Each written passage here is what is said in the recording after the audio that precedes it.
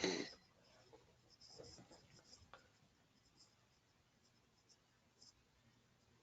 morning, everybody. Welcome to our live webinar. Today, we're going to be discussing the ethics of private equity and applied behavior analysis, or the field of applied behavior analysis. And I called it perspectives because we can have a lot of opinions about what's happening in the field with all of the monies that are coming in. And it is really important, and I do have a lot of opinions as well. But I thought it was really important for us to get a rounded perspective because, not everybody or everything is really bad or all good. It's something in between. So we have a great panel of people, and we're going to be looking at it from multiple perspectives. And welcome. My name is Karen Chong, and I'm the founder and CEO of Special Learning. And I feel very privileged and honored to be able to have this conversation with our wonderful panelists today. So housekeeping. If you have questions, post them in the question box. If we have time, one of the moderators will ask, but we're going to have a very robust conversation, so if we don't get to it, we apologize in advance. If you have any technical issues, contact GoToWebinar directly. There will be a 5-minute break, and a recorded version will be available. This webinar is available, eligible for 2 ethics and type 2 CEs. Please complete the survey after the webinar to receive a certificate of completion. Please complete it. This is a very interesting topic, and I think very relevant to everybody that's in the field. And the questions that we ask and the responses that you get is going to be very insightful for us, and we will share that with the greater BCBA community, the autism community. And if you have any post-webinar questions, please feel free to get in contact with me. So I'm going to take myself off of video, actually, guys. So let me see if I can do that. Move on. Less distracting. A little bit of backstory. So why are we even having this conversation? Back in May of 2018, there was a big Medicaid scandal in South Florida. And Dr. Bailey, do you want to give us a little bit of background information about the whole scandal? Let's see. There was a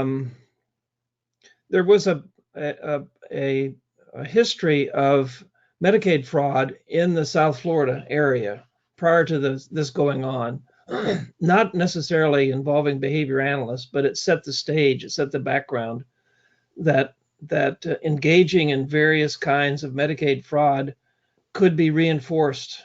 And so that was sort of the culture of in the South Florida area. Then behavior analysis got to be hot, and there was a federal court decision that Medicaid would cover ABA, and it took several months for that to sink in about what that meant, and it was challenged, and the challenge was defeated, and then at that point the floodgates opened, and suddenly monies were available for treatment of children who had an ASD diagnosis, and the ACA, the organization in Florida that funds the Medicaid, pretty quickly decided that there weren't enough behavior analysts to provide treatment, and so they opened the door to people who really weren't qualified. And so there came to be 2 kinds of behavior analysts. Kind 1 was called a behavior analyst, and kind 2 was called an applied behavior analyst. The second category included BCBAs. Those people are certified through the certification board. And the first one was anybody with a pulse. And so many companies came into being and hired those people with a pulse. And I think they probably for a while tested the waters to see what they could get away with in terms of billing. And ACA was not on top of it. These are all my opinions and my views, by the way. This is nothing official about any of this. But it appears as though ACA was not on top of this and allowed people to start billing for these unqualified people for hours and hours and hours per day, more hours than there are in a day. So people were billing for 36 hours a day, or 15 hours a day for one client, and that sort of thing. And it got to be rampant because they were getting reinforced for it. And it finally came to the attention of the feds. They did an investigation that lasted, I think, over a 2-year period before they finally started exposing the companies that were doing that. That's really where we stand. I think there's probably been a dozen companies that have been identified so far, and lots of individuals who have been indicted. A few, very few of them were actually BCBAs. Most of them were in this other category. So this is not exactly a stain on our profession, but it is a stain on the name of the profession. So that's a concern. So that's where we are now. All right. A little bit more backstory. Back in May, 2018, when all this happened, ACA actually put a 6-month moratorium on adding any more behavior analysts or ABA providers to be able to be eligible for Medicaid reimbursement. And then, they had an announcement where they identified 4 agencies that were sanctioned, and one of which actually had to pay back $1 million, which I thought million was a big, it was a big dollar amount. And subsequent to that, there was 9 million that we're going to be talking about today. And subsequent to that, ACA's just extended that 6-month period for another 6-month period. So now you have a period in which in 12 months, we cannot add any new providers. So Ivy and Emily, what does that mean? I mean, in terms of if we're not able to add the providers, and that every single market is, we're short of qualified ABA providers. What do you think that means? Or what's your opinion on what that means? It creates a huge bottleneck for families. Not only are they waiting to be seen for a diagnosis once that happens, and that's a whole other issue, is there just simply isn't the supply to meet the demand. On the part of families, I could just, imagine receiving the diagnosis and needing the service and not having any access to that, especially in South Florida, where there are a huge number of families and community on Medicaid. Aside from that, there are the organizations, and there are, I think, a number of ripple effects as well, with organizations with turnover. So then if someone leaves your organization, you can't onboard someone that, is not a Medicaid provider. So then what happens is not only is it new families that are experiencing that bottleneck, but in my opinion, the families that are existing who have turnover in staff then have a disruption in their service. And for a lot of families that have children that engage in severe behaviors, that disruption could worsen and exacerbate anything that's going on or any progress that's been made. Emily, what are your thoughts as a BCBA? I think that the wait list was the first thing that came to my mind in terms of already we're seeing a huge wait lists across companies, especially for those high demand hours, those after school hours, and all the kids who don't really fall into the early intervention category, who are already going to school and really can't or don't receive services during the daytime hours due to the restrictions from the school districts and the insurance companies and things like that. But Medicaid, particularly, when we see the number of people who appear to be shifting to Medicaid as their primary insurance funder and are becoming eligible for things like EPSDT, specifically in Colorado, you're seeing a lot more people shift to that funding source because of the benefits of it, both in terms of cost and in terms of the lifted limitations in terms of funding and the number of hours and things like that. So Feda, as a parent, let's assume that you're on a wait list and it goes from 6 months to a year. What does this mean to you and your son? So this means that my son is obviously gonna that developmental gap is gonna get further and further, get bigger. Also, he's not gonna get services. So he's going to be sitting at home, just sitting there, and I'm going to be looking at him, and I'm going to get even more desperate. So that's another thing, parents' desperation. You know what I mean? What are we supposed to do? The mental health of parents is also a big issue. Think of that. And so, I mean, it's really interesting when I'm looking at this thing and the note from the BCBA. about why she left it, how it was unethical. You know, if it's unethical for the employees, it's unethical for I'm sure what they're doing is they're doing unethical work with the children. You know, Yeah. I can probably assure you they're not doing, you know, the greatest work with the kids. Who knows what their training modules are like? I mean, I don't know. Have not received services, but you know, and then it's asked the questions, you know, is any ABA better than no ABA? Karen, Right. can I jump in on what Feda just said last?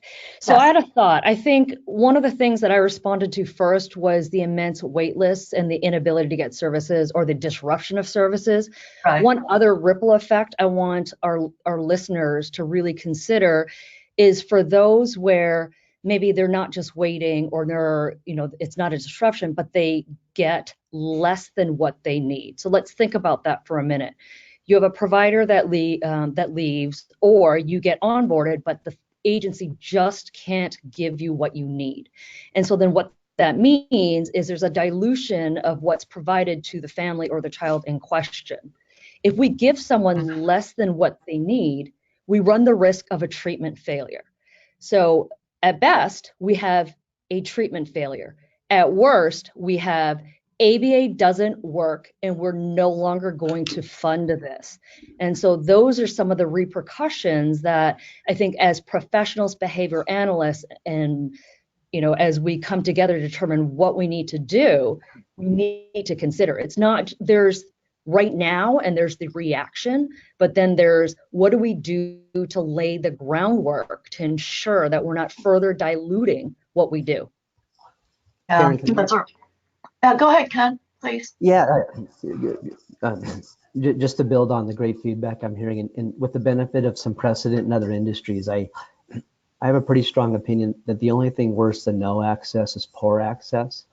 It would be a shame to tar the super high quality people in this industry with people that are not well intended, that aren't doing it right. So I would rather see an industry that has so much promise, that's doing so many things right, start to push on a lobby effort. Maybe don't go to an all-out moratorium, but make the certification process harder, more challenging, where people that would have high intentionality and passion that want to be in it, maybe the upfront application process is more challenging. Maybe there's more training offered that the industry funds. Maybe there's more regulatory requirements or audits by third parties to make sure that quality processes are being implemented. I would love to see those things kind of flourish and build in the future. Just my 2 cents. No, thank you very much. So we thought that this was a big deal. So, you know, Dr. Bailey and I decided that we were going to host a live webinar on ethics of Medicaid fraud. And that was extremely popular. People were very interested in learning more. So we had a subsequent webinar, and that was just a Q&A with Dr. Bailey. And we conducted post-webinar surveys after each of those. And we got hundreds of people just commenting about and really talking about the fact that, yeah, it's a problem.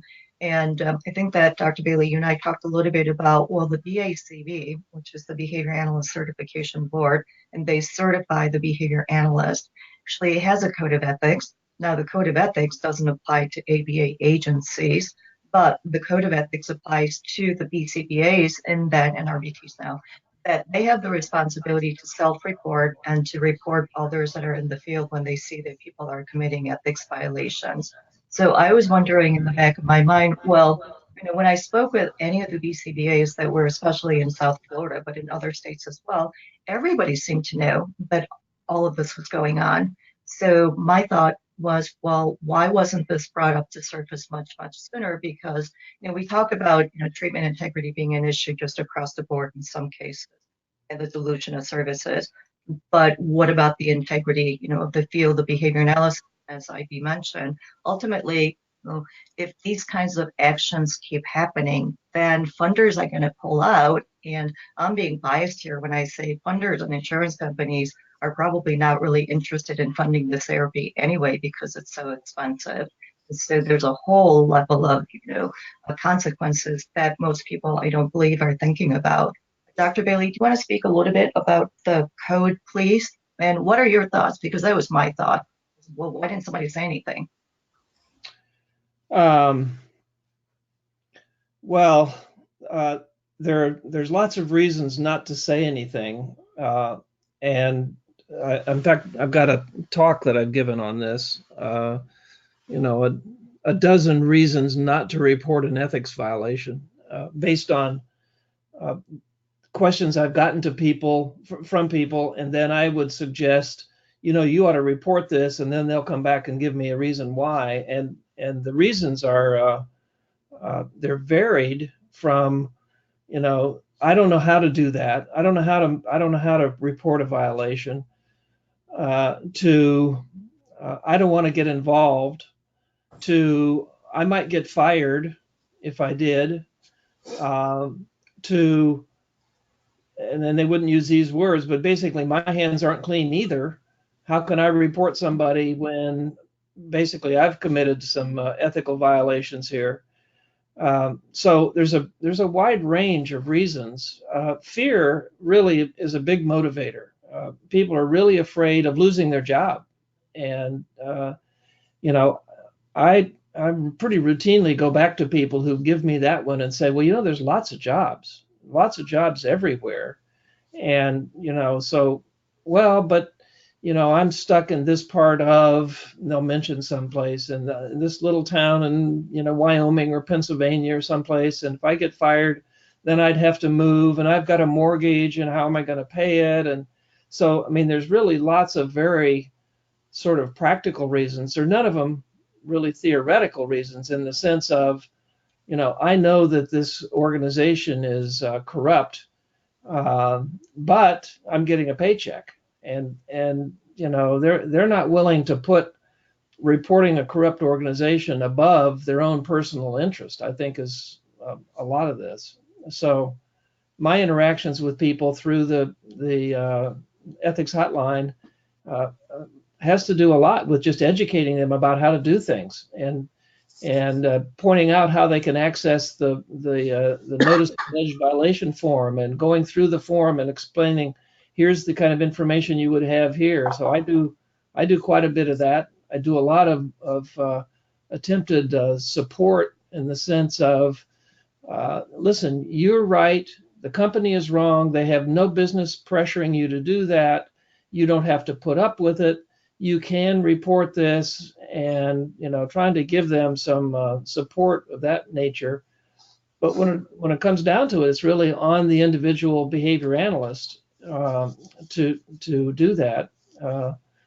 And then just one final comment is, a lot of people are really not committed to the code.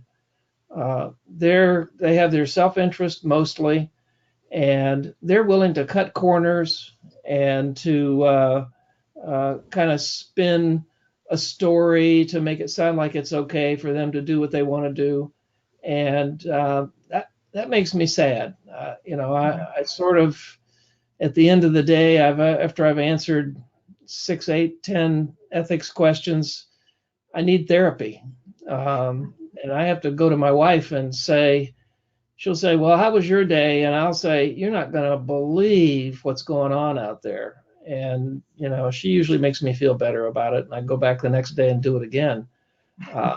But I, because of my relationship with this hotline, I feel like I have my finger on the pulse of what's happening at the ground level of RBTs, BCBAs, supervision, and that sort of thing. And it's not good. It is not good.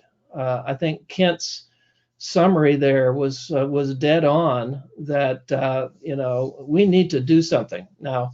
I don't know what to do, and so we need input from people like Kent to kind of give us the bigger picture, because I don't think essentially the people who do the work don't have any leverage. These are the RBTs, BCBAs.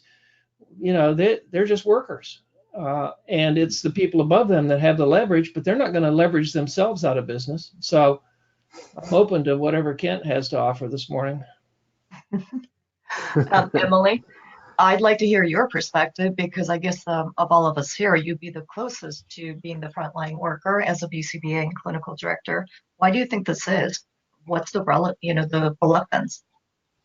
Yeah, I think that Dr. Bailey kind of nailed it when he said it's kind of where does the buck stop? And that's super unclear. Um, you notice these problems, or problems are brought to your attention, ethical dilemmas brought to your attention, or that you discover.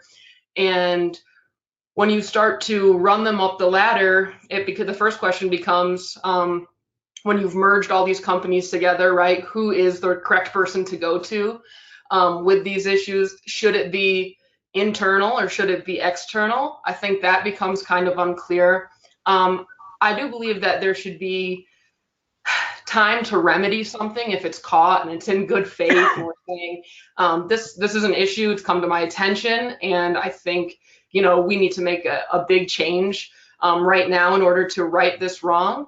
And when you do run that up the ladder internally to try and give the company the time to say, do the responsible thing and address it, then some time goes by and it's still the same scenario, and then it becomes just like Dr. Bailey was saying, oh man, what now? What's my involvement with this? Was I too complacent? Did I not report it to the right person correctly, quickly enough? And then, yeah, I think that there's a lot of barriers to reporting things to the BACB.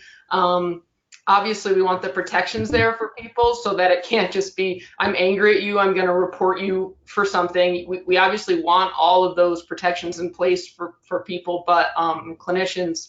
But, the board of a company that can't be held responsible for the ethical doings that happen under me as a clinical director. And it becomes very scary. And when you go to something like some organization like the BACB, it's almost like, what do I even say? Who am I? Who am I? What am I reporting? Who am I reporting? And like Dr. Bailey said, will there be blowback on me? Will I lose my job or my credential? And so it becomes very muddled. So, Ivy, we talked a little bit about this, that the culture of the field we're very fragmented, 33,000 BCBAs, 55,000 RBTs, but the RBTs have just come on board of the last 4 or 5 years. And it's you know what you know, and because it is so fragmented, we don't really have a good way to come together and for the average BCBA to have a macro level view of what's happening and who's doing what. And there's this kind of the pervasive sense of fear, I think. What's your opinion about that? I think that's really the key. It's you don't know what you don't know, and there's the fear of the unknown. And so how do you operationally define what those things are and what to do in those situations? I think it's really easy to fragment and do what you do. It's hard to work together and collaborate, but really what we need to think about is we all have the same end goal in mind. All BCBAs, clinicians, RBTs, we went into this to make a change, to make socially significant change in someone's life. And I think sometimes even within our discipline, we have some of that in disagreement. Is it discrete trial? Is it verbal behavior? Is it natural environment training? And some of these arguments or disagreements, even within our discipline, pull us away from the broader issue, which is we want to make an impact. And how do we work together to get to that goal? And what are the overarching goals? What are the metrics? What are the outcomes? I think one of the things that we're going to discuss later in the webinar today is how do we determine what those outcomes are and how do we determine goals? We can say percentage of goals, but my goal is going to be different than Emily's goal, which is going to be different than Dr. Bailey's goal, which may be different than Feda's goal. And how do you measure that? And I think we do not have good organization standards or standards for our discipline, and we need to get ahead of ourselves and do this, because if we don't do it, someone else will, and we might not like it. Absolutely. And Feda we're airing our dirty laundry here, but I think that parents and anybody else that's interested in the field really need to understand the dynamics with what's happening. So what's your kind of the thought about this discussion that we're having right now? So on my personal experience on how kind of No, just this overall, the dialogue that we're having about, you know what, never mind. I'm sorry. Being a little bit dense today. We can get into your perspective. I'm really interested in that. I guess it's more of a Kent question. Yeah. Coming into and taking a look at this at a macro level as an industry, you know, I think that you would be great for the field because I think that you have, as an investor or potential investor, you really have good motives and you can really bring a lot to the field. But understanding, kind of the dynamics of what's happening, what would be your thought around, is this an investment that I want to make? Right. So from that perspective, I think where I may be a little bit atypical. I mean, my whole background coming into this was as an operational leader. So I'm used to building things. The success that the teams that I've been a part of have had at the center of gravity was quality patient care, quality patient delivery, with the right infrastructure and processes, and a lot of time spent on culture and leadership. So you do that for enough years, you see the byproduct of it is the financials and the value creation, not the other way around. Mm-hmm. So that approach, when I invest, then that's the eye that I have. My favorite types of companies to work with and partner with, it starts with great cultures, great leadership, a real focus on the quality of care, and how do we support, how do we train, how do we develop, what do the underlying processes look like, and again, that the byproduct will be the financial economics. So that's probably a little atypical. I didn't realize how atypical it is, but I am fully aware now. And I think there's so much promise in this industry. It's validated. It's not a new industry. It's kind of ironic. I was talking to a very high quality business owner that's been doing this 20 years. And she happens to be around a very affluent, high-techy type of economic NFL city area. And she was saying, I've been quietly had my heads down for 15, 16 years, and no one, all my other friends are driving fancy cars, they're in software companies, and now all of a sudden I'm in the industry that's hot, and all these financial people with a financial interest in private equity, and they're reining in on this healthcare industry because it has so much growth and so much promise. And it's just kind of interesting to see that the stage the industry's in, and these are all the appropriate things to be talking about, and rolling up your sleeves and helping structure and sculpt how healthy this industry could be over the next 10, 15 years. I think it's a wonderful thing. Yeah, and you made a good point when we were talking about all of the different changes that are happening in the field. We are kind of at an inflection point, right? This is a relatively young field, so we're going through a lot of growing pains. Mm-hmm. And can I ask a question? Yes, of course. Kent, when a private equity firm is looking to acquire a company, do they seek consultation from behavior analysts to go with them to take that look, or are they looking at it strictly from profit margins and growth potential?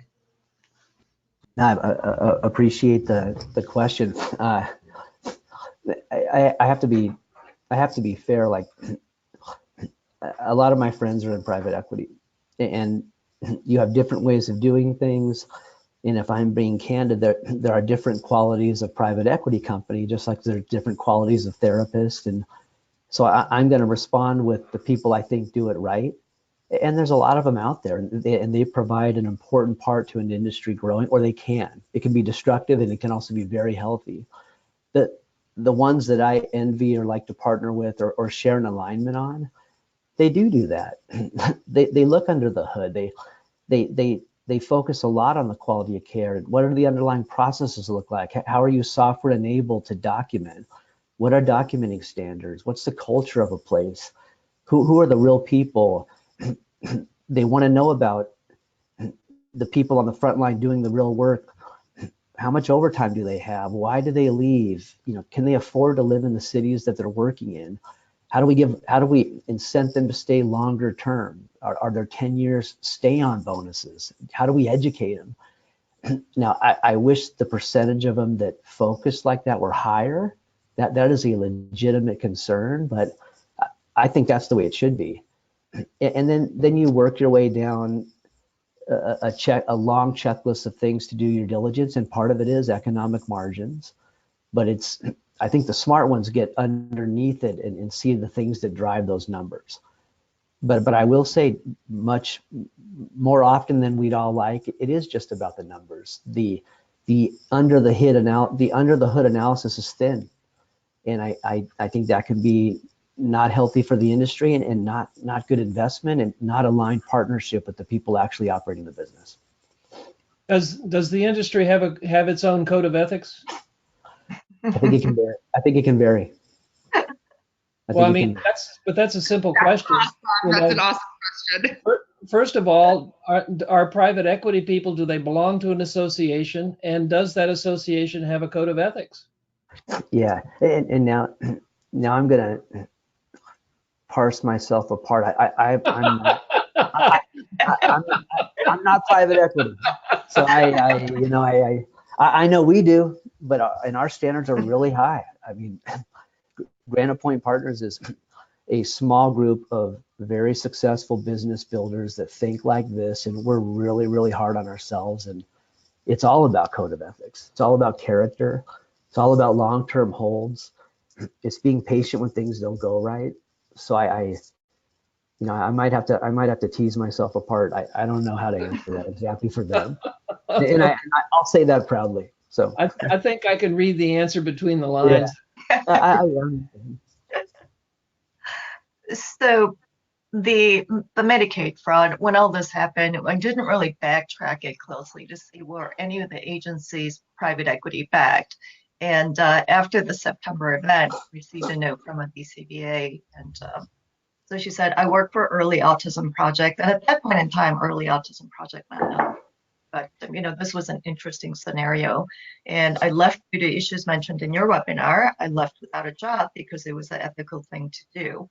I moved from another state to South Carolina to work for this company and had worked for a very ethical ABA companies in California, also as a clinical director. The toll of unethical billing at EAP, Early Autism Project, on staff, including myself, has been big. And many of us who are not fraudulently billing are now wary of working for different companies and are reevaluating how we move forward and looking for answers. So that actually was a catalyst for us to start to dig under the hood to see, okay, is there a correlation between money and unethical decisions? My thought process was, yeah, of course, money, as Dr. Bailey mentioned, is a significant a reinforcer. And Emily, you mentioned that this probably is the biggest reinforcer, and really, who's not motivated by money, because you have to have money to, live at a minimum. And so, okay, I can't get my mouse to move. Sorry, guys. Technical malfunction. Can I just mention one thing going forward here? Yeah. The nature of the problem, people have sort of been dancing around this, but the nature of the problem really comes down to the billing process, and all of those fine words that Kent gave us are wonderful, but what this really boils down to is billing fraud, and how that happens within a company.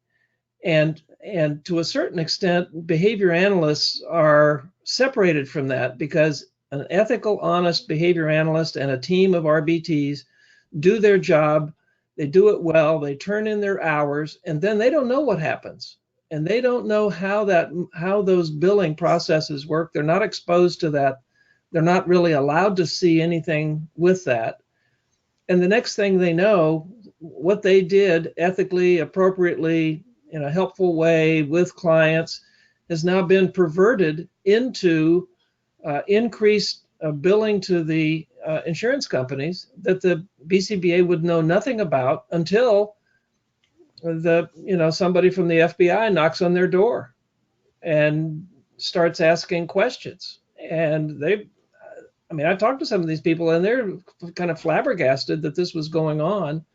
They thought that it was a little unusual that the owner, who was driving a Honda, and then moved up to a Lexus, and then moved up to a Tesla. They thought that was a little unusual, and it maybe it crossed their mind that, wow, they're doing very well, not realizing that there was a mechanism for that, and the mechanism was this billing process. And the thing is, in terms of having any kind of counterweight to solve this problem from a behavioral point of view, we would have to have some leverage with regard to that. We could bring our code of ethics to this process if we were given access to how the billing is done and had some say about how it was done. Because the people who are in that don't belong to the code of ethics. They don't know anything about the code. They don't care about the code. And their responsibility is to bill in such a way that the company makes more money and more money and more money. And from that point, it goes up, but it doesn't come back to the behavior analyst. I think if it did, they would notice it, and they would probably say something. Well, I do want to say something, but the people that are billing insurance can't be fraudulently billing insurance. Well, so they do. No, but they are. That's exactly what the problem is. I understand that you're saying that they are, but that they're violating their contract with the insurance company. So that and then if they're an accountant or they're an insurance biller, then they're violating that ethics, and they're violating their accounting or their CPA code of ethics. So I hear what you're saying. So whoever's doing that mechanism, they have their own code of ethics. So I understand that you're saying that maybe private equities don't have their code of ethics, but CPAs actually do, and accountants, they have their CPAs have their certification, and they're doing that. Sure. But your bookkeeper, an average bookkeeper who has no professional training or no professional allegiance, they're just a bookkeeper, they control a lot of how this paperwork gets done. And it's true. Accountants do have a code of ethics, but lawyers have a code of ethics, and we see them in the headlines every day. Going to prison, getting out of prison, going back into prison. Well, at the end of the day, there's a lot of different things that we would consider to be unethical. However, billing kind of, it surfaces because it's more than unethical. It's illegal in a lot of cases. What people should be doing and what they're actually doing are two different, vastly different things. Is just to go through the Early Autism Project. Interestingly enough, so Dr. Bailey sent me some additional information about this. I think it was yesterday, and he said, "Okay, this Early Autism Project. Do you know if they're private equity backed?" And then he did a little bit of digging, and 2 or 3 emails later, he said, "Yeah, they're private equity backed." And I did a little bit of digging. This is kind of the timeline of what transpired. So in August of 2008, the person who founded Early Autism Project they were under investigation for Medicaid, and TRICARE fraud, actually, and they were ordered to pay the U.S. $8.8 million to settle. And the Early Autism Project is owned by Chancellite Behavioral Health. The question, Dr. Bailey, was, well, are they owned by private equity? And the answer is yes. In May of 2018, Halifax partner, actually in partnership with Chancellite Behavioral Health, Halifax purchased, I think, Chancellite Behavioral Health. Now, keep in mind, these private equity firms, they have a lot of money under management. Typically, you're talking about billions of dollars under management. And their business model is, well, they don't want to make a $250,000 investment. That's too many transactions. So they're looking to deploy 10, 15, 20, $100 billion. So they're looking to really scale. And for them to scale, it gives them the benefit and the scale and the leverage and everything that Kent knows a lot more about. And they can turn around and flip or sell the company for much, much more money. And well, where was I going with this? What I was going with this was, isn't it interesting that Halifax actually decided, or Chancellite decided, to go ahead and purchase Early Autism Project, even though they knew that this was going on, because apparently the investigation was, it took about 10 years. And it seems like, looking under the hood a little bit, Ken, as you mentioned, you would have been able to surface this information, right? Don't you think? And it's public information. This kind of information's usually in the public domain. And a little bit of due diligence on their part, or maybe it was just they didn't really care. I don't know, Dr. Bailey, from an ethics guru, what do you think? Do you think they knew? Because there has to be disclosures. They must have known. I think they knew. I think they were just figuring out how many more months it would take to make that back. 8.8 million is probably a drop in the bucket to somebody who's paying 1.5 billion. Mm-hmm. And, so I suspect that they knew, and they knew that it was drop in the bucket, and I'm sure they figured out it was still a cash cow. So they look at, certainly private equity is crunching numbers, so it's a cost benefit type of situation. Now, for the behavior analyst and RBTs, when you're looking to take a job, making a switch, there's due diligence that you should be doing. There's due diligence that you could be doing. So very easily you can go on a company site like Glassdoor, and they have reviews from former employees. And there was nothing good about this company when I was looking at Glassdoor.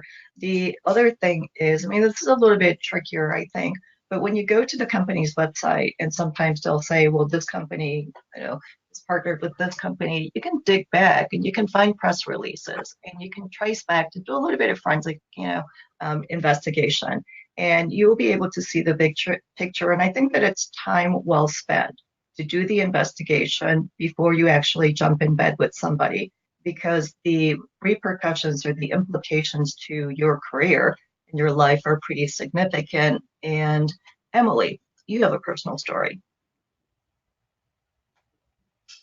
Sure. Yeah. When I started in my role as clinical director, I had no idea about any of this stuff, really. I didn't know about private equity firms and what role they played, or that companies even really, that anybody wanted to buy ABA companies. I was really pretty naive to the whole thing. And my situation was a little unique in that I started with a company that was being purchased by a company that was being acquired by a private equity firm. So there was kind of a lot of moving parts that were going on. The company I got on board with, they were in the process of being bought as the parent company was in the process of being bought, if that makes sense. So there was a lot going on that we kind of hear whispers about or talks about, but that didn't really impact my day-to-day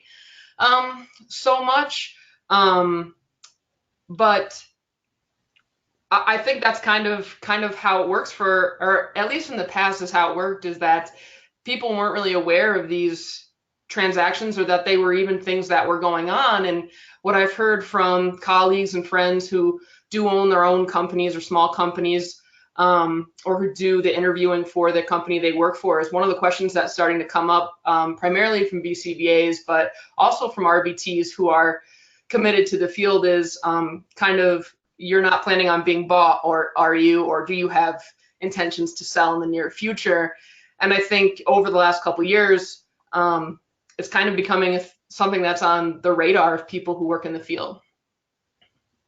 That's really interesting. Dr. Bailey, what are some of the questions that behavior analysts or RBTs can or should be asking before they before they accept a job? Well, yeah, there's a lot of questions that you can ask, and I think I've sent you a memo on that, and it's almost 2 pages long of questions to ask, and they range from who would be my supervisor, or who is the clinical director, because you're talking to a recruiter. I'd like to meet that person. One person that is a colleague who just moved out of Florida and is looking for a job in another state, she said that she's included on her list. I would like to follow a supervisor around and watch them supervising their therapist. I'd like to see that happen. And if the company says, well, no, never mind, then that tells her that there's, there may be something going on there. Maybe there really isn't any very good supervision at that company. But there's other questions, and Emily, that she asked the right questions, but I don't think that the company is in any position to tell the truth. If they could say, oh, no, this is family owned, family operated, 15 years, blah, blah, blah. And, a week later, they get a multi-million-dollar offer, they're gone. So, I don't know that that is a safe question that you can count on. Like I said, I think it comes back to billing practices. And so one of the things I tell my students is when you're interviewing for a job, I'd like to talk to the people who do the billing and see if you can do that. And if that's been outsourced to a different state, which recently a company said that was what they did, then that's impossible. And that what that means is you don't want to work for that company. So I mean, there's many ways. I'm gonna use two big words here that I don't use very much at all. One is I think that everybody in this job stream from RBTs on up can be corrupted by the transactions that are taking place. And it is the kind of corruption that erodes at your basic values and your moral system and your sense of the code of ethics as we present it. And certainly the people at the bottom are potentially exploitable. And the exploitation right now of RBTs is amazing. RBTs are being asked to do and forced to do things that are way out of line with their task list. And they have no ability to push back because if they do, they're going to be gone. And they'll hire somebody that was less qualified than they were. So, I think this system, this buying and selling of ABA companies is really corrupting people and exploiting people. And it all is going to come down on the heads of the clients who are not going to be receiving quality services. Every time you have turnover, the quality goes down.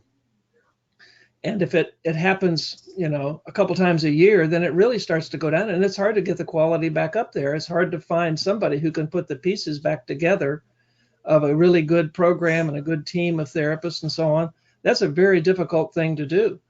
But many of these companies that have been corrupted by the money that's involved, I think they really, honest to God, don't care. And then one final thing is we're working with consumers who are not well educated enough to be able to push back on their own, to be able to say, as Feda was talking about, as a mother of a child who needs treatment, you have to know a lot about the quality of the care that your child is receiving. You have to be able to observe it, for one thing. You can't be in the kitchen, you can't be at work, you have to be there, and you have to be able to come forth and say to the RBT or the BCBA, this is not right. That's not the way ABA gets delivered. Well, we don't have enough people that have that knowledge and that ability to push back to give us the counter control.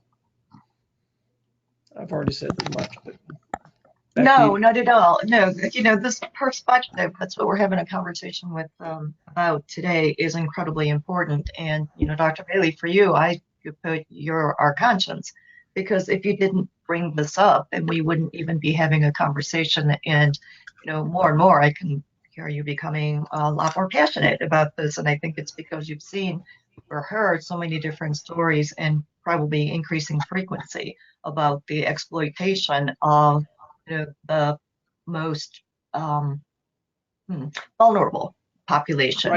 Right, exactly. The clients are vulnerable, and the RBTs, the frontline therapists, they are the most vulnerable, and they're the ones that are being exploited. Thank you very much for your perspective and being the driver for all of this. I don't know that we'd be having this conversation if it wasn't for the fact that you actually brought this up. And you guys have been hearing about different people's perspectives, but a little bit more a backstory. So Emily's a BCBA. She and I had a conversation. I thought it was fascinating that I put the insider because she's had the benefit or not such a great experience of working for an agency that was actually private equity backed. And uh, something that Dr. Bailey alluded to is incentives, Emily. And you had mentioned that, yeah, well, it wasn't all bad, right? Comment was when private equity came in or you were working for a company that was backed by private equity, there was some good. And then there was some that was not so good. But there were some incentives and there was an alignment that started to happen and a shift that people were working towards. And after a while, you decided to leave. So give us a little bit about your perspective and your thought. Sure. I think that the most interesting part of the conversation that I had with you that I maybe didn't even realize up until we talked it out was that for me, the pros and the cons of this big money kind of flooding any company is that the money is the pro and the con.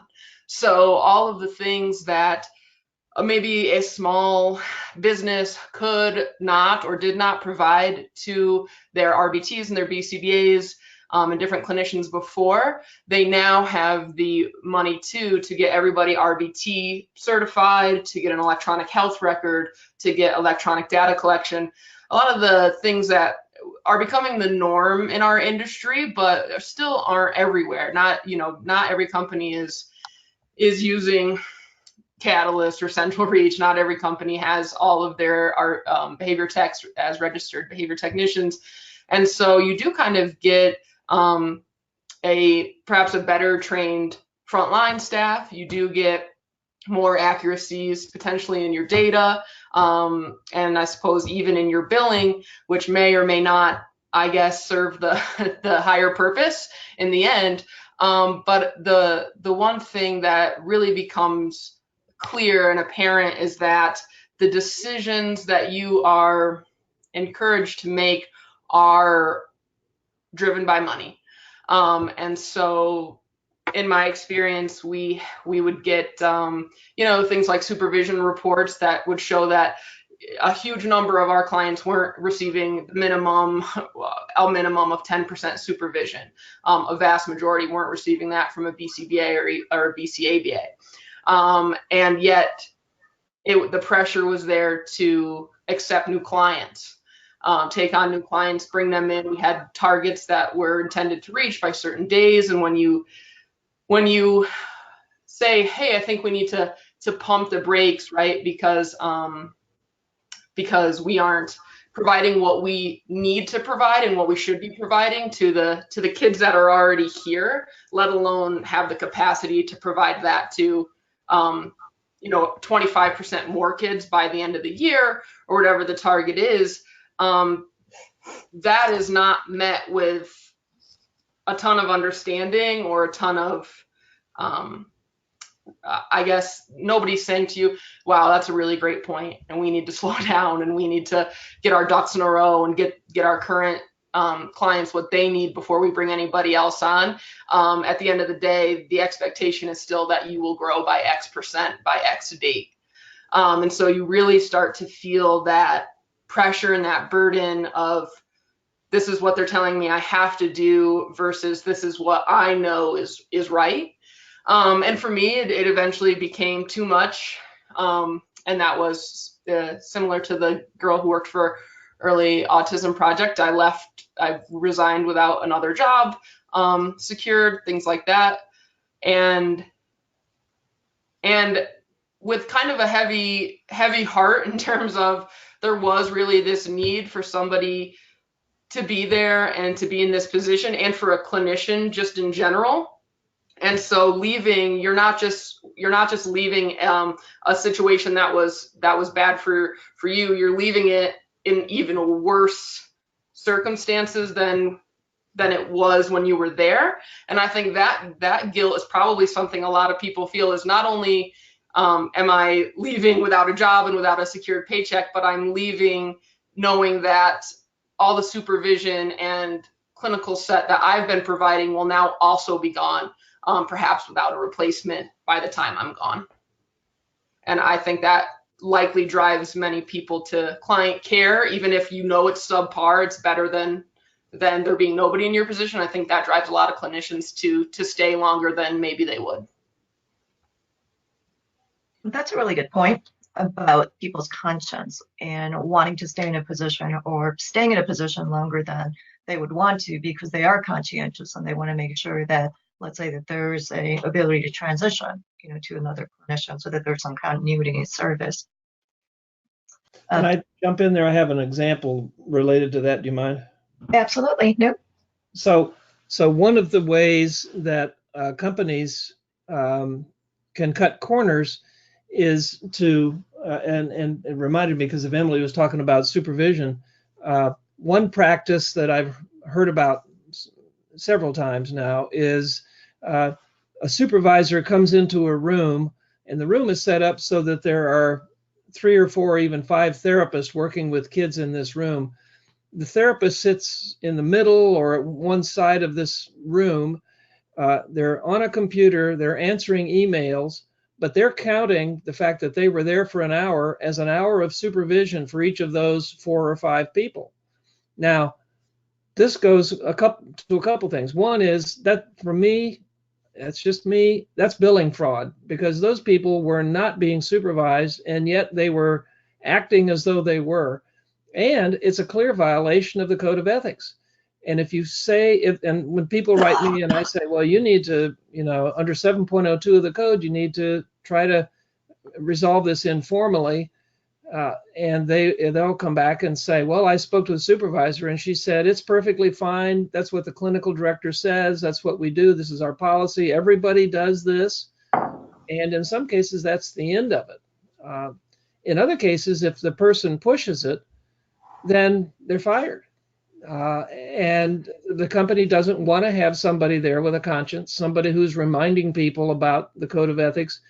And it never gets to the point of, what's the ripple effect of the poor supervision of those 4 or 5 people who are working with kids? If that just settles out that way, it becomes nothing more than babysitting. And people can play with the paperwork and show how, oh, yes, we've had acquisition of these skills, but there's never anybody who's going behind them doing an independent validation to determine whether that was true. So the insurance company doesn't know anything about this one supervisor in a room with 4 or 5 people. They don't know anything about that. And they don't do any validation of this skill acquisition either. So this whole system is, it's Swiss cheese. It's got so many holes in it. And so many opportunities to cut corners and to commit fraud. Which is where personal integrity becomes so much more important. Ivy's perspective, I think, is fascinating because, well, first of all, her competency is as a clinician, but as a executive of an organization. So she's able to look at it from an OBM perspective, and it gives us a really interesting perspective, I think, because you're able to look at it from an industry perspective, and I don't generally get to have conversations, at that level. And the May Institute is a wonderful organization, and I believe that first and foremost, you guys are focused on client outcomes as opposed to financials, but you still have to make money because you need to run the organization. So I'd like to hear a little bit, or have the attendees hear a little bit more about your perspective on, this matter. Sure. Thank you, Karen. I think I really appreciate some of the examples that our fellow panelists have provided, but I'd like to take a step further back. And one of the things I'd like to look at from my background as a behavior analyst and a clinician, but also primarily functioning in a business and operations position at the May Institute, I actually oversee a division and a large group of people and a number of clients across a number of sites. So that being said, the May is not for profit, and I've been fortunate enough to, I've had 3 jobs since I graduated from graduate school, and they've all been for not-for-profits, a hospital, academia, now a service industry. So I feel like I have some good, experience under my belt. The first thing I did want to note, first and foremost, is that we can have problems with both for-profit as well as not-for-profit agencies. I think with that in mind, I'd like us to move forward as a group with the assumption that both types of agencies aim to do good work and make an impact for the betterment of the patients we work with or our stakeholders. And so from a collaboration standpoint, I think our goal is to do the right thing. That being said, the private equity is a whole different addition or variable into this, I think, discussion. Private equity could have great potential, for our discipline and for what we do. However, with great potential comes great risk. We know that, right? And so with potential for a growth in a discipline this large, I think the latest numbers is 30,000 BCBAs, 70,000 RBTs. It's over 100,000 in the last 20 years, and we grow exponentially every year. Now I'd like to orient us. So that being said, I'd like to orient to the topic, or maybe from the perspective of discovery and fact finding. And so when I think about what we do, and I think about private equity, and I think about for-profit, not-for-profit training, dilution of ABA, all these things really kind of float around. So let's go at it from the perspective of fact finding.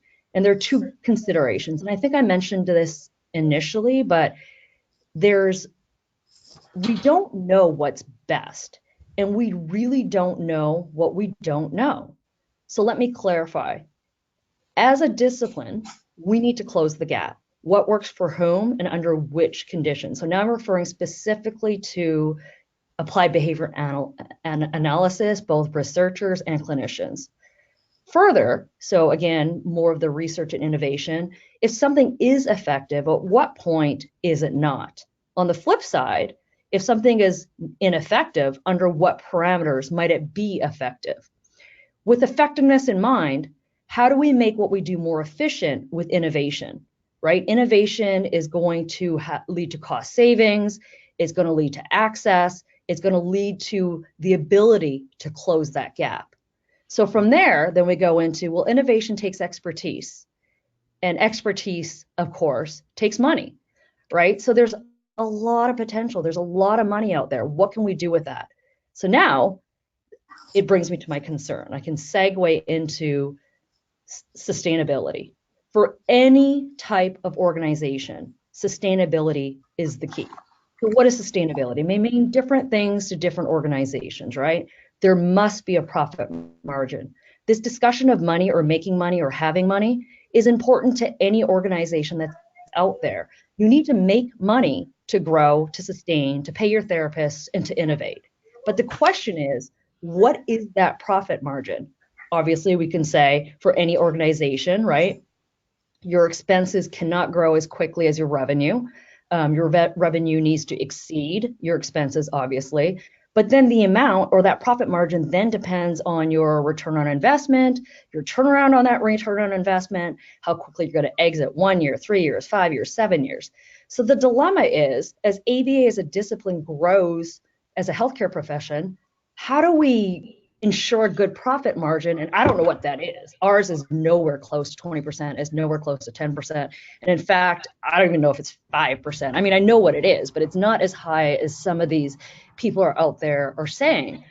To control the expenses and ensure that the revenue grows, the major concern is thinning out expenses when they don't shrink or when they grow as quickly as your revenue. So that being said, intuitively, if you're an organization, a business, if you're thinning your expenses, what do you thin first? And this is not for profit, private equity. It doesn't matter who you are.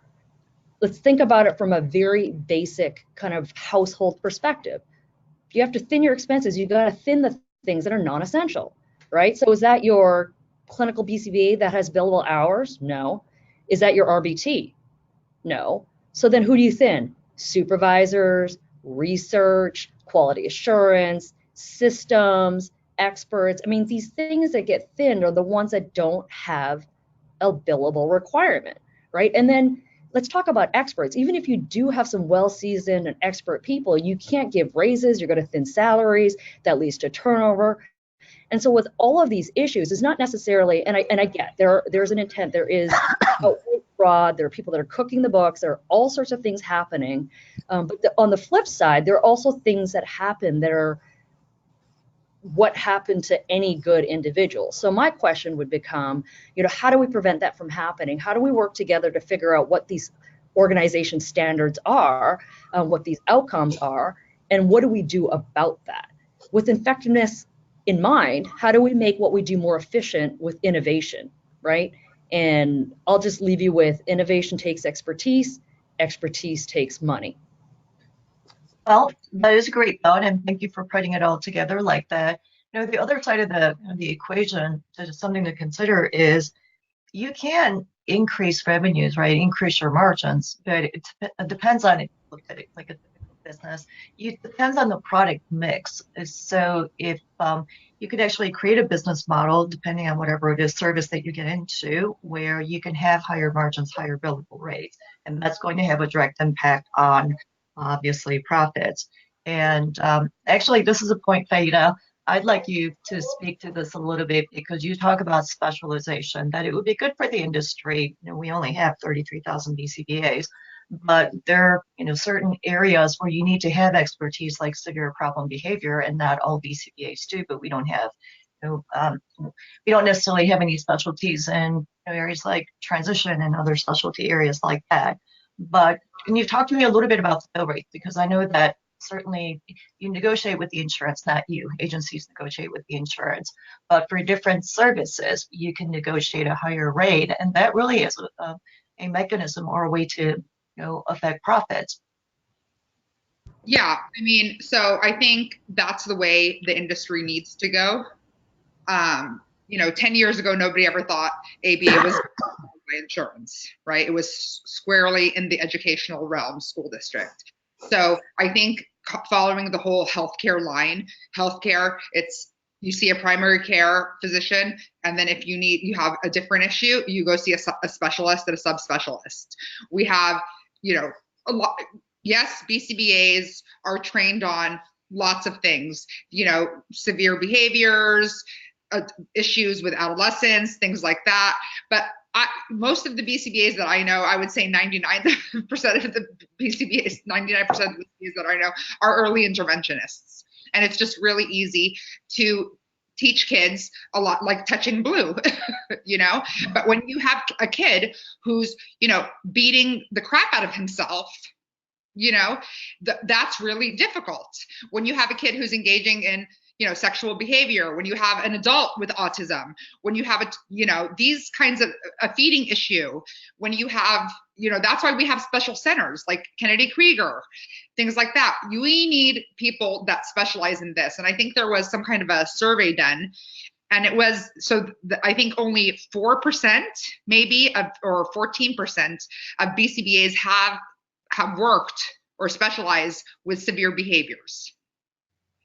And we really need the field to start going that way. Just like the whole wave is moving. We had all these kids and now they're growing up, and we need more research to go towards adults and what treatments they need. Again, we need more issues to go with those specializations. So, I don't know how the BCBA could do that, if they could create some sort of certification, sub-certification in feeding or severe behaviors. That would be great. But I think, like she said, specialization needs money. And I think that's kind of where the field needs to go.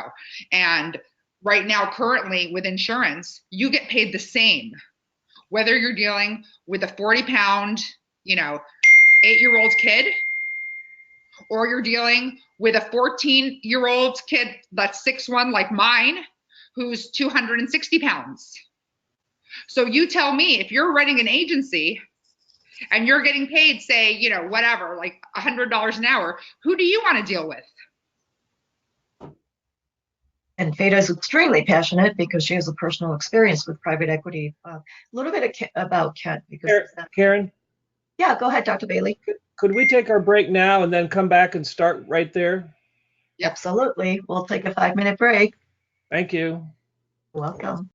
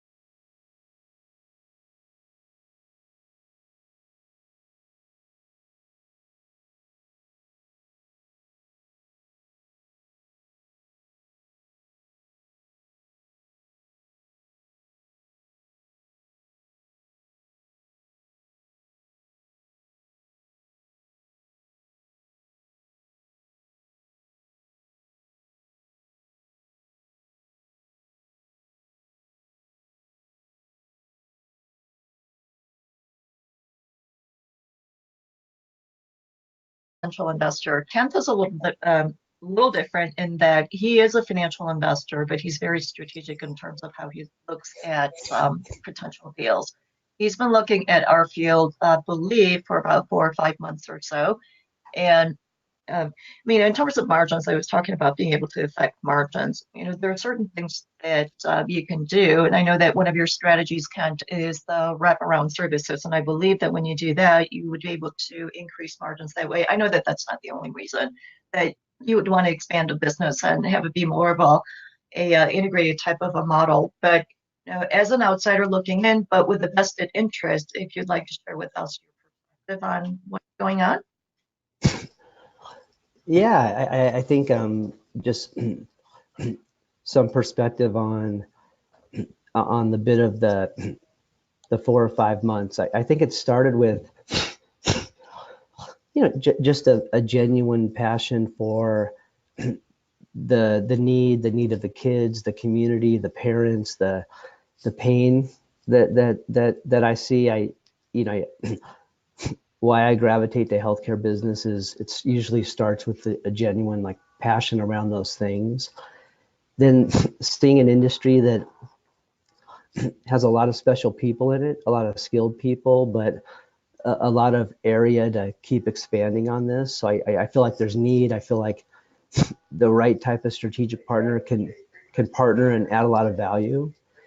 And then I went on a kind of a self-structured listening tour where we identified dozens of people across the country that are not only incredibly passionate and multi-decades into this industry, but are actually having some success in doing it right. And success defined as the treatment models, the clinical capabilities that they have achieved and have built over time, but also the economics. And just learning and digesting and seeing what's there. And then also talking to people that maybe aren't in that best in class cluster and being kind of amazed at some of the gaps between a really well-run clinic or agency or a company and maybe a lot of the people that are well-intended but struggling. And that's how we've been thinking about it. That's what we've been learning. You mentioned wraparound services. I wouldn't lead with that. At the center of the thesis of how we think we get help is more about treatment models. In fact, if I were any owner and you were entertaining talking with somebody that wants to bring financial investment to it, I would zone in on how does that investment or how does having margin in this industry convert into better treatment, longer treatment, because I don't think the industry has an answer when you become young adult or adult. Right. So treatment model, clinical capability, how do I keep building by training, enhancing the clinical capability and the level of specialization? How do I bring more leaders into this industry? Or how do I build up and train people that want to be more in leadership roles? And what does success look like?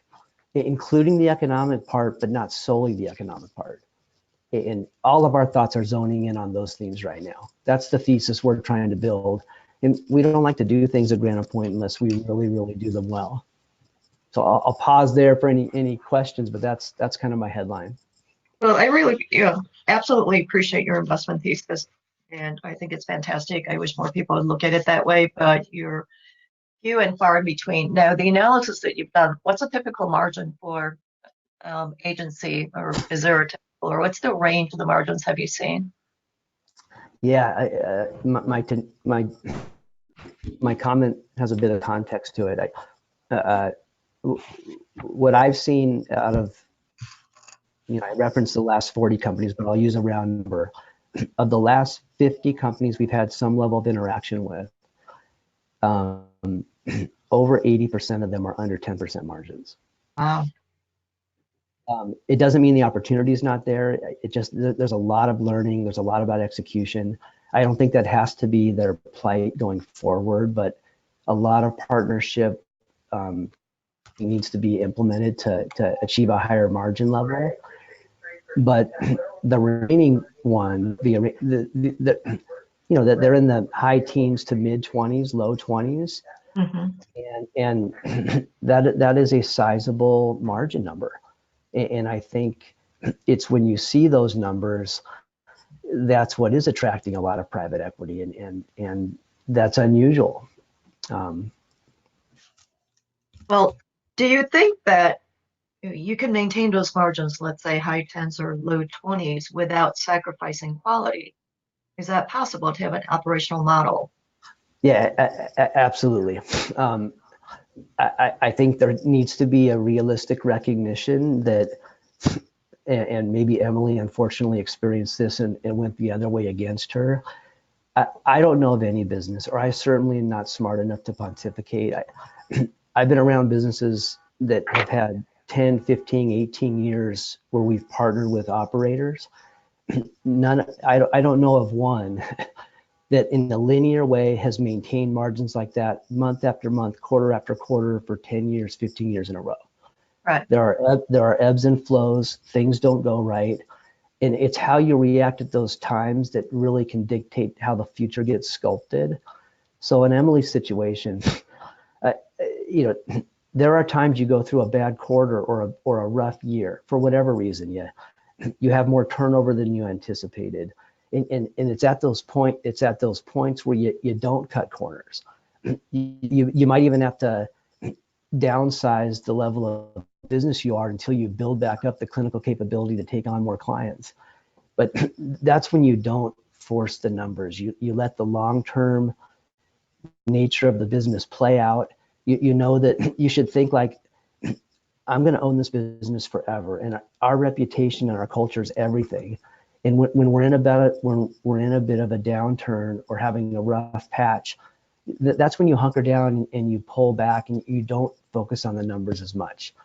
And that's misaligned with a lot of how financial buyers sometimes invest in their mindset, but that can be everything. And that's how you keep great people. Just a few thoughts there. No, I really do appreciate that. Ivy, I just wanted to segue back to what you were talking about, MAIS margins not being getting closer to 10%. You and I had talked about the fact that I will give people the benefit of the doubt, private equity, and say maybe it's because they're making decisions that they're making because they don't know what the proper model is. Maybe that there is an opportunity for us to come up with a model to use as a framework that will allow us to maintain the integrity, the outcomes, and as well as some reasonable margins. What do you think? Do you think that that's possible? Absolutely. I think if we come together and work on that, and of course, there's going to be some slight variation. I don't think we can say, well, we're going to come up with this, and these are the hard numbers it'll be for every organization. I think one of the things to consider is the context in which we work, and there are a number of variables in terms of the size of the organization, where it's geographically located, how the services are rendered, in which site, the type of service, consultation versus, even some of the concerns that Feda discussed in terms of expertise and the type of service that's rendered, specialty services. I think this is no different in other healthcare type services, right? How you treat something that's emerging, and I'll use an example of, benign tumor versus a tumor versus different stages. The tools that you use and the recommendations vary, and the costs vary hugely. I don't think this is any different. I think it's just more difficult to quantify in a way because we don't have that measure in terms of, if you have autism, this is the test that you use, here's the level that you are, and here's the level of milligrams that you should take for this particular thing. We don't know the dosage and the hours and all of that, and we need to closely follow the data. So for that reason, we need leaders and senior individuals, not just in our discipline, but we need to take some supports and ask for help from other disciplines and look at aggregate big data. What are the standards? What are the requirements? What about accreditation? What about looking at organizations and what those standards are? And we shouldn't be doing it for our own organization. To an extent, we all reach to be ethical and make the impact and have a vision and a mission to do good. But there are other contingencies that operate in the short term, right? There's negative reinforcement, there's punishment, there's all these things that come into play. I think when Dr. Bailey was talking a little bit about BCBAs and RBTs perhaps having little to no control over their billing practices in some cases, I think that's quite true. But in other cases, I've also seen RBTs or BCBAs bill for sessions. Maybe it started later and ended earlier, and they billed for the whole session because there's a requirement for the hours. Well, then in that situation, is it the clinician? Is it the organization? I mean, there's ethics for the clinician, but the organization has a requirement, and then the organization has a requirement because of its sustainability. So there's so many variables that need to be considered, and I think it's really difficult to say. I mean, right now we're looking at a bimodal almost. It's this or it's that. And I don't think that's the case. I think we need to come together and come up with some solutions and parameters of what we want this thing to look like. Or does the parent even know that they should be signing off on that session? Exactly, different So controls. just, I mean, I think there's a lot of considerations. Right, absolutely. And for you guys listening, this is something that we all feel very passionately about. This is a movement. I would consider this to be a movement. And I know I've spoken with hundreds of behavior analysts who feel the same way and feel really hopeless, like there's nothing that's ever going to change, but that's not true. But the change needs to happen with everybody with the vested interest coming together. So I would encourage you to find out more, contribute, and allow us to have further discussions around this. Now, Dr. Bailey, I'm going to go back to something you and I discussed a while ago in a previous webinar. Practice model is really important. And I still believe that people practice where 40 hours is really, they're thinking 40 hours is the way to go. And that's how service is being delivered. That's the treatment model for across the board. There isn't really a lot of thinking behind what's truly needed. And then you brought up that there was research that was different than the 40 hours that we always allude back to. Yeah,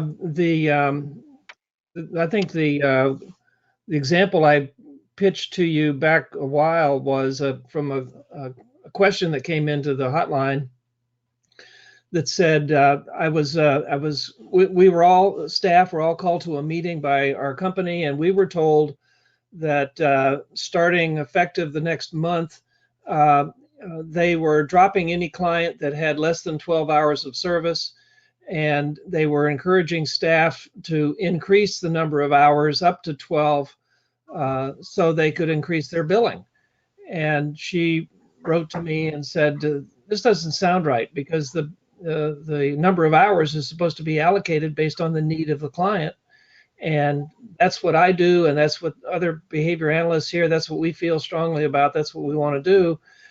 And is it unethical for a company to make a demand like that? And I wrote back and said, well, sure, because it violates one of our fundamentals, which is individualized behavioral services.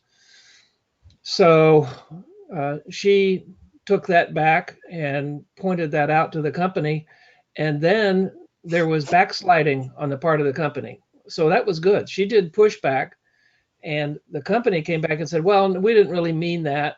Of course, we'll keep anybody that has less than 12 hours. And what we really meant to say was we just, on average, we would like to have 12 hours and so on. So she reported that back, and she said, well, now what do you think? And I said, I think what they said the first time is probably what they meant, and then you caught them, and I'm proud of you for catching them on that. But our practice model is that it's in the hands of the behavior analyst to make the decision clinically about kind and type and of amount of services, and we need to try to stick to that and hold that together. And I've discussed that with a few other people who have said, oh yeah, my company does that routinely. We've done that for a long time. It's not spoken much, but that's the way the company is increasing their profit, is by increasing the number of hours, whether the client needs it or not. And I think that's when you get right down to it, it's a form of fraud. I completely agree. I'm not tying it back to the kind, type, and amount of, you have to, as a behavior analyst, you need to be making those decisions so that you can come up with a treatment plan that's going to generate the results that you're looking for. But I think that we would all agree that not all behavior analysts are created alike, and not everybody, all the behavior analysts would have the expertise to be able to make these kinds of judgments. And going back to IB, I think that you mentioned before, the whole notion of aggregation of data, machine learning using artificial intelligence, so that you have some sort of standardization, or at least you're taking away the error aspect of it, and so you have more accuracy. I believe is going to have a tremendous amount of impact. And what are your thoughts about that? I mean, of course, I don't know how, so let's start with that. This is just my opinion, but, and I've heard others say it as well, but I think that's kind of where we're going. And if you look at healthcare in general, it's looking at those aggregate data and outcomes. I mean, that's going to be far more efficient than each individual provider trying to determine, under which conditions. We do need some of that information to guide, and perhaps it will give us more information which clients or patients would benefit from which levels and intensities and dosage and hours, and what model, whether it be consultation or intensive one-to-one, and in some cases 2 or 3 to 1, given the severity of the concerns and the problem behaviors, and usually in that case, and I don't know how we go about aggregating that information or having a data system. I would think with the use of electronic medical systems and electronic data collections, I mean, Catalyst and Central Reach, just to think of a couple, there should be sufficient information out there where we're collecting information on general acquisition rates and characteristics of the kids, if it's linked to assessment, that could start to inform some of our practices, and also looking at the age of the child and, where they fall. And I'm, again, talking about the understanding that there's standardization of that assessment using ADOS and other testing to begin with. I think our field isn't even quite at the point where a child that is diagnosed receives a standard battery of assessments that's, matched to all the needs, and then that is linked to the assessment. There are providers that solely base their curriculum on a VB map and nothing else with the diagnostic or any of the other, information that may have been gathered by other healthcare professionals. So I think we have a long way to go, but there's got to be a way to gather all of this information. Yeah, and the conversation that we had was fascinating. So you were the catalyst for me to have conversations with really smart technologists here in the Silicon Valley area. And I'd like to continue to have the conversation with you, but I'm starting to frame out, what this model looks like. But everything is really dependent on data. We have to be able to collect data so that we can make these predictive types of decisions. I'm sorry, Dr. Bailey, is that you? I can't hear it. Yeah, I wanted to follow up with what Dr. Chong was saying. At the last FABA conference, the co-owners of Catalyst, Janet and Kobe Lund, gave a nice presentation on their aggregation of data within Catalyst, because they threw out a number. It was something like 100,000 data points per day come through Catalyst. Wow. And they gave a really nice presentation on, okay, let's break that down into various categories. And then they showed how they're using that data to make changes within Catalyst. And I think that a company like that, if they're on our side, and I think they are because they're behavior analysts and I trained them, I think that we could actually move a little bit forward on this and actually do this. And I guess one suggestion I would make, Kent might be interested in this, is that we do some pilot studies on payment systems and quit paying by the hour and pay for the outcome.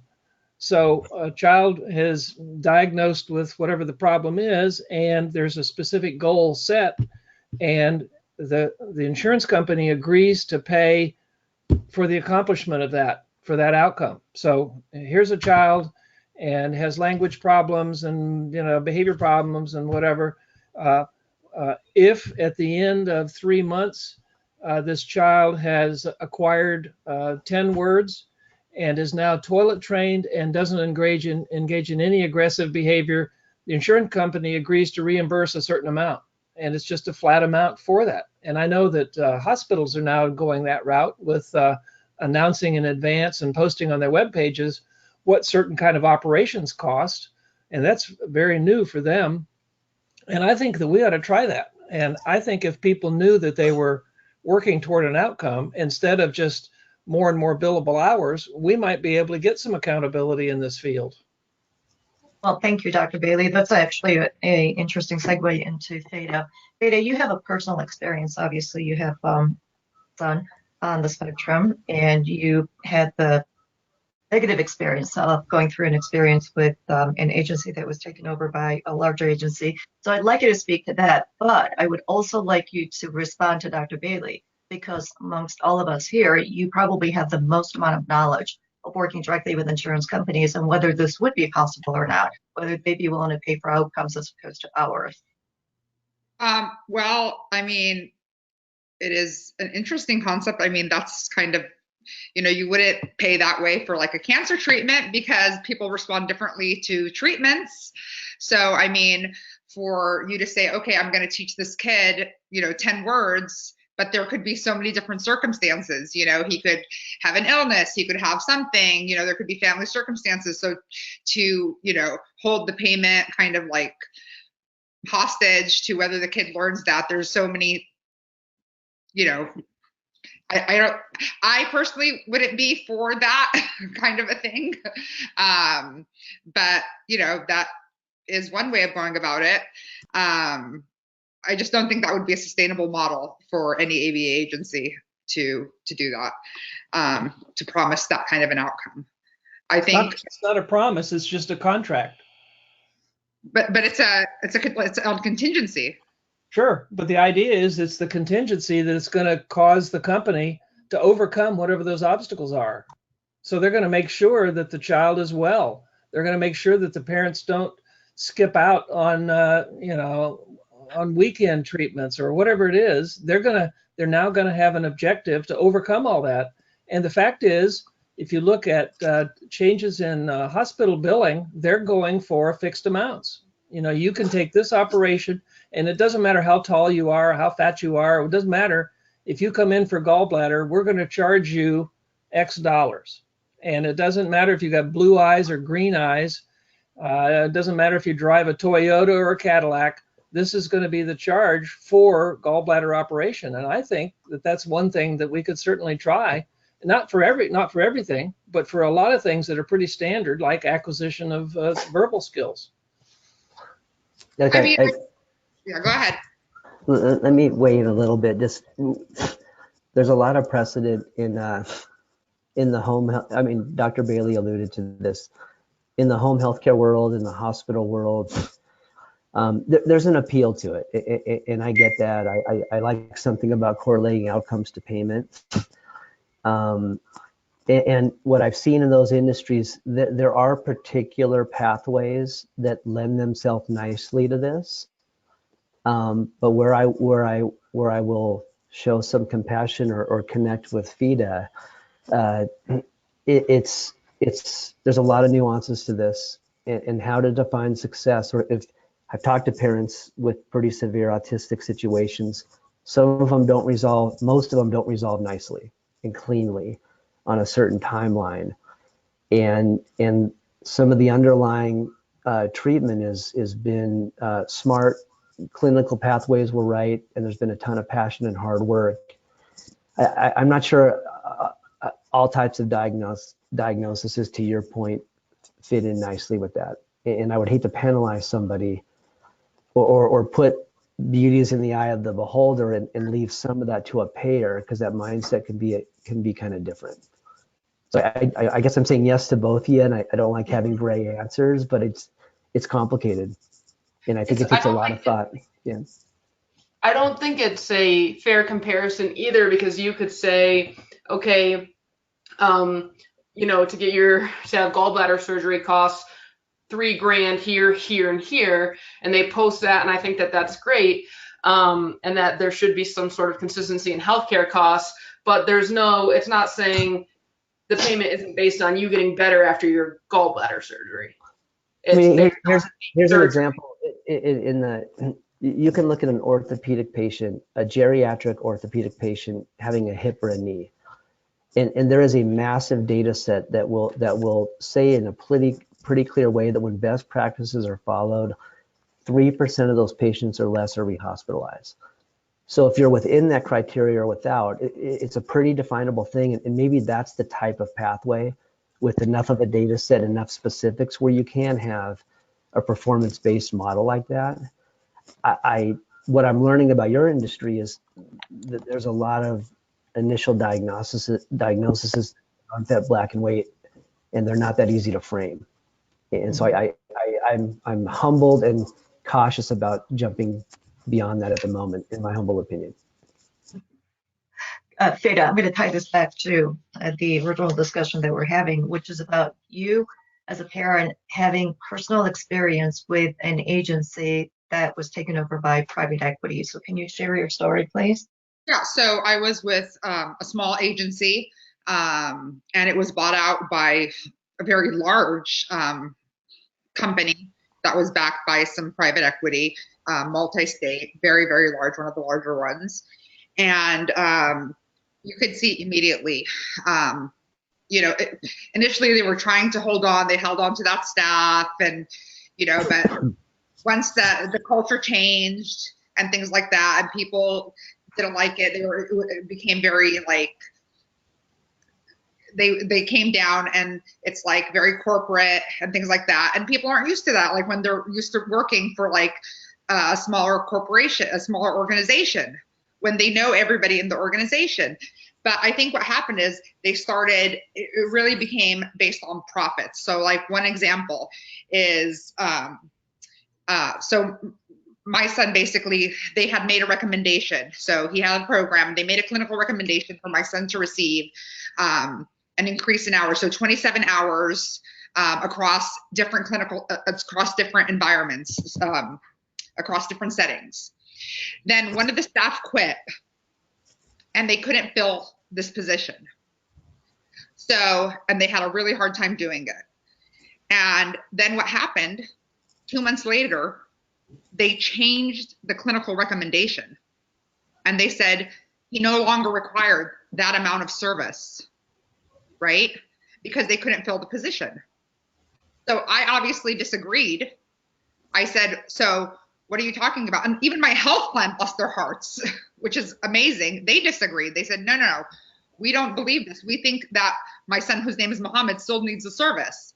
So my insurance company got on the phone with the clinical director of this very large organization. And here's where all the ethics comes in.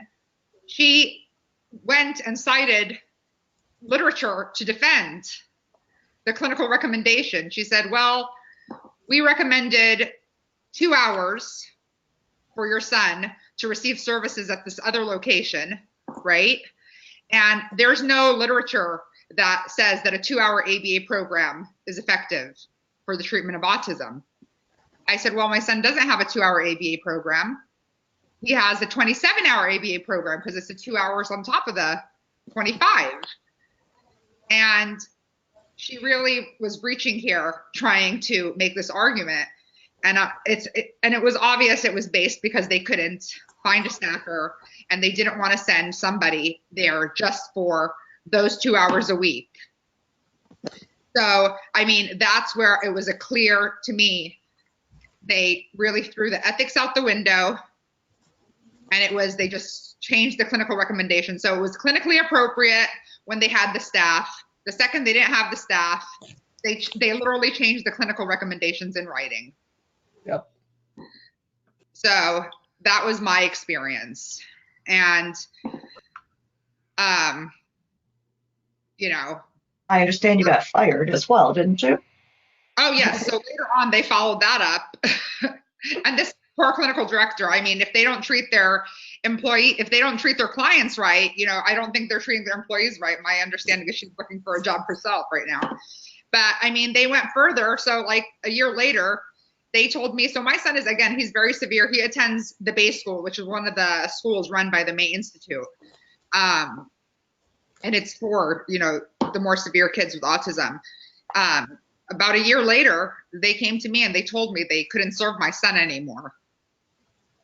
And one of the reasons they gave me is they said that as an agency, they're getting away from serving kids with severe autism. And one of the reasons they gave me is they said that they felt it was they felt that it was better because then they felt that it was better then they could focus on serving more kids with autism. That they can serve more kids with autism, then they can focus more efforts on that. As if like they're going to do the industry of autism a favor and the kids with autism a favor and the families. And I just kind of looked at my clinical director at that point. It's like, I thought it's like, what kind of messed up reverse discrimination is that? If, ABA is not to serve kids like mine, who is it to serve?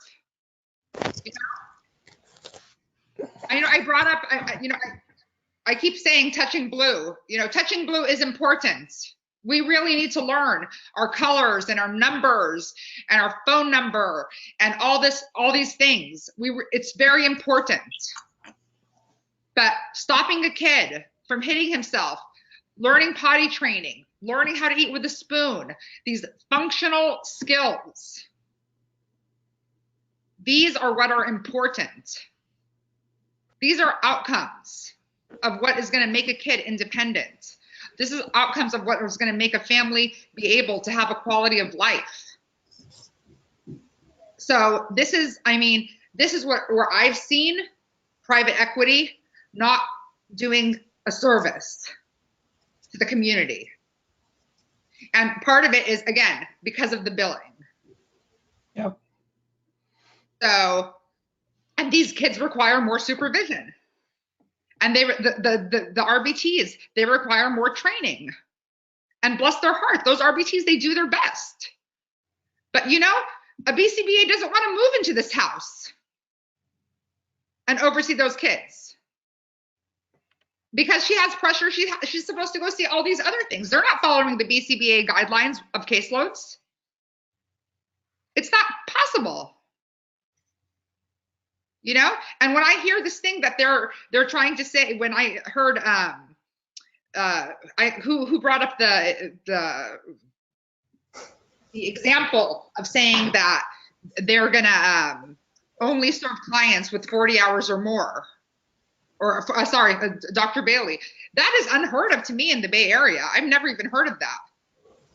The ABA agencies in the Bay Area, they will only recommend the hours that the ABA agency themselves can serve, not what the client needs. I'm not saying all of them, but I'm saying most of them. So that client may very well need 40 hours of treatment, okay?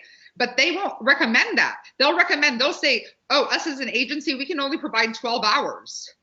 So we will only recommend 12 hours.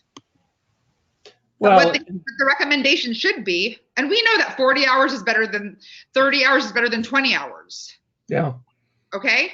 And as that clinical director so astutely pointed out, there's no evidence that supports a 2-hour ABA program. I've seen 7-hour ABA programs. I don't even know what's the basis on that. But Feda, yes. And obviously you're incredibly passionate, and she's amazing to see live if you guys have an opportunity. What I'd like to do is there's 2 more slides that I'd like to cover. There's part of the discussion that I really wanted to have that we're not going to be able to, but there will be a subsequent discussion to take a look at it from a solution perspective. We talked a lot about the problems and the issues that we're seeing. Karen, I just want to push back for 1 second, and I just need to finish something up. Because when we're talking about early recommendations, and I have all these BCBAs, on the phone over here listening. Feda, you have 2 minutes. I'll take less than 2 minutes, okay? Thank you. When people make their clinical recommendations, even if the agency cannot satisfy that, even if you can't, if that client needs 40 hours, you recommend 40 hours, and you only say that we can only serve that child for 12 hours right now. And if more availability comes up, we will do that. I think that's the ethical thing to do. I don't know, Dr. Bailey, would you say that?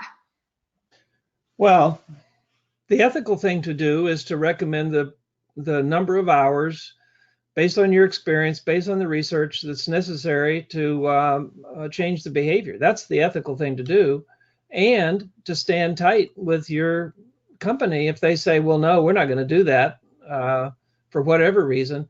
The thing I'm hearing more likely is, we've checked on the insurance. The insurance will support 20 hours a week. Why are you recommending 12? We're going to bill the whole 20, whether the client needs it or not. And that's where it kind of goes into that black hole of billing. And the behavior analyst doesn't necessarily, other than just, verbal pushback, they don't have a whole lot to say about it.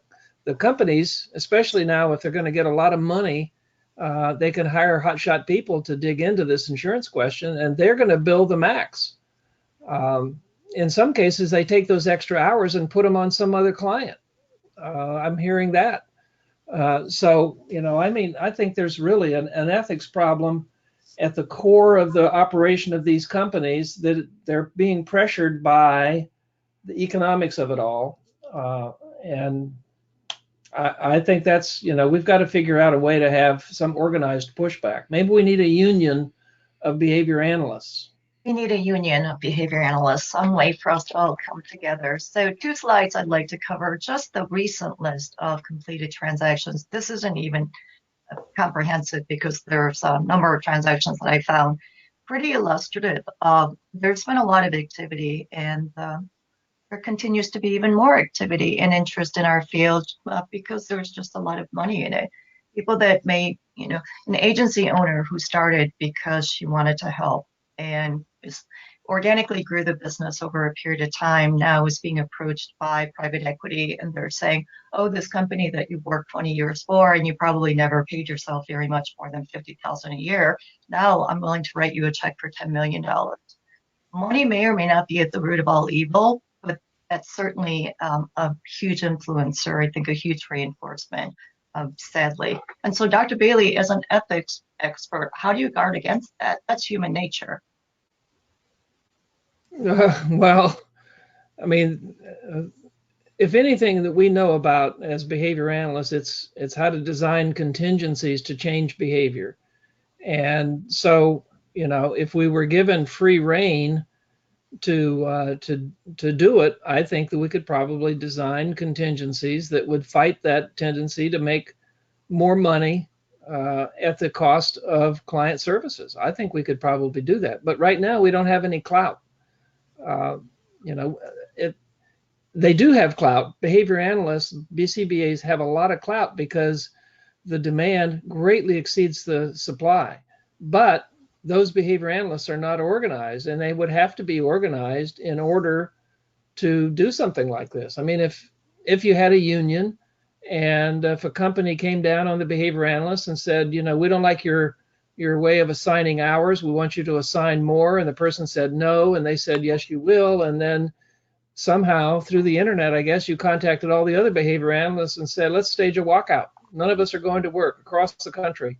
Nobody's going to work on Friday and maybe Monday if it's not resolved. Then these companies would have to do something because they need the behavior analyst signature on these treatment forms. And as it is, I think it's probably being organized that would give you the clout necessary to make some of these changes. It's radical, I know. No, it's not at all, because, I'll say individually, you guys don't have a lot of power, but collectively, man, BCBAs, they hold all of the power. Without you guys, can't bill. Without billing, then there's no company. There's no company, there's no private equity money that's coming in, and all these ethical issues that we're experiencing right now. So in my opinion, yes, people do need to come together. But the other thing that needs to happen is transparency of information. So if you know who's doing what, and generally 99% of behavior analysts that I've spoken with, they have a conscience. They don't want to work for a bad company. They don't want to end up in a bad situation. They don't want to harm the clients. They will make the right decision in terms of who they want to work for. What is it, Dr. Bailey, you say? Walk with your feet, or something like that. When you run into those ethical situations with information, right? What do you do? Well, you walk. But you know, and on an individual basis, that's hard if you've got a mortgage. Absolutely. But collectively, I believe that we have a tremendous amount of leverage. Convoluted landscape. This is really convoluted. A lot of acquisitions that are happening, very difficult to trace back who's doing what. The one point that I do want to make, and I want to bring this, mention this, going back a little bit here, Autism Learning Partners was, there were a number of private equity firms that originally invested in Autism Learning Partners back in 2010. And in 2017, they sold the business to another larger private equity fund for $270 million.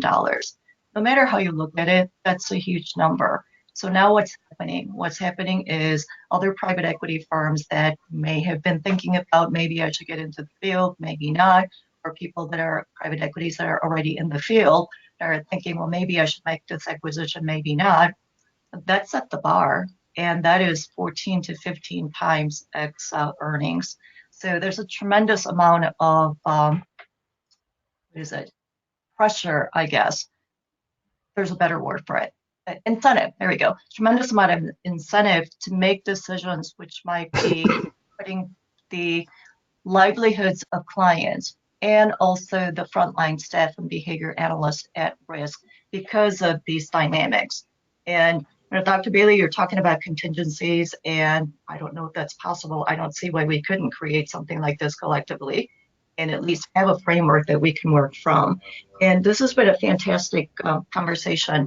And what I'd like to do is final thoughts from each one of you based on what we've discussed. We didn't cover all of the slides, but I think that we've covered enough for us to form opinions. So Ivy, I'm going to start with you. What are your final thoughts and recommendations, perhaps? So what did you want me to give a final thought on? Sorry about that, to clarify. Around this entire conversation that we're having, just what are your thoughts?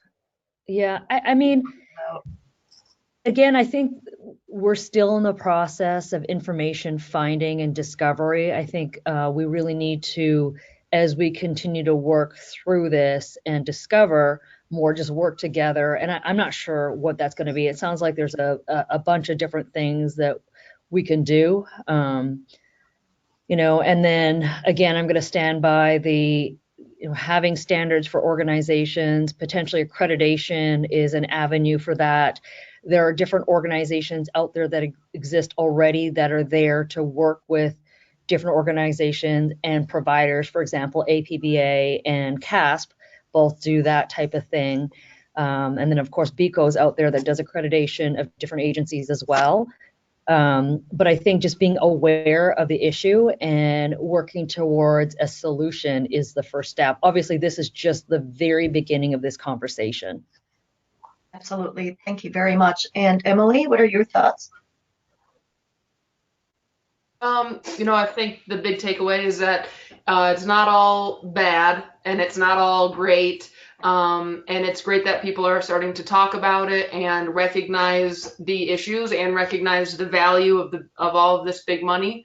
And that if you're in a situation right now where you feel stressed about the ethics of your company, whether that's been part of a big buyout or not, that there are people out there who want to help you make the right decisions, want to collect the information about what's going on places, and that it's okay if you found yourself in one of those situations. You can get yourself out of it and get things going on the right track.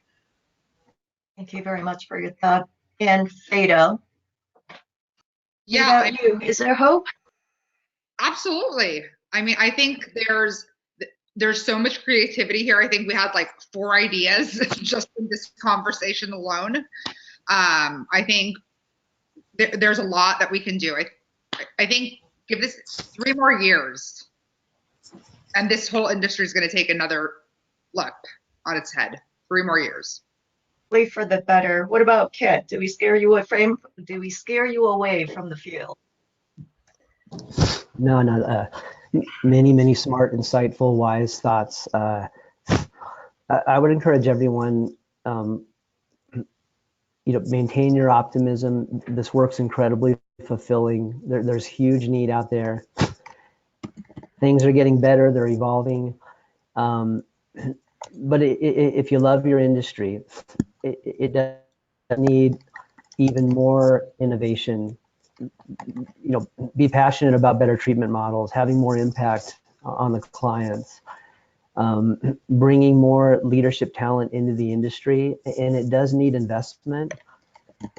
And when that investment comes in, I think the most foundational questions are, what does success look like? Are we aligned about that vision?